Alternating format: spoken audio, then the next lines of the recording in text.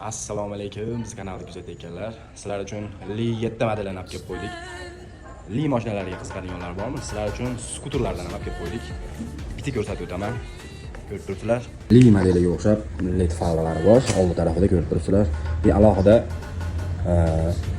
gabarit, dalni blижний alohida yonadi. Поворотниклari. Shu Li 9 mashinamiz qanday bo'lsa, xuddi shunaqa holatda faralar ishlagan. Yumshoqlik darajasi ham o'ta zo'r. Orqa tarafni ham ko'ryapsizlar. Li 9 ga o'xshab LED yonadi, uzun farlar yonadi.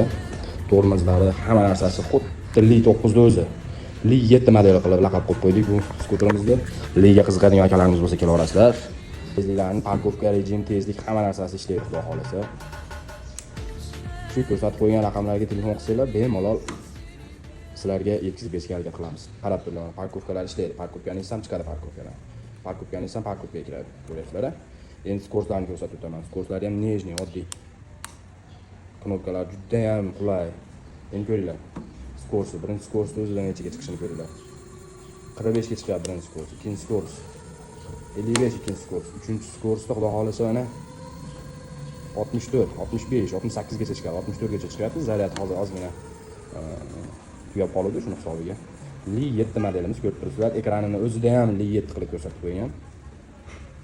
Bemalol shu raqamlarga murojaat qilsanglar, aloqaga chiqsanglar, yetkazib berishga harakat qilamiz. Pultlari ham bor.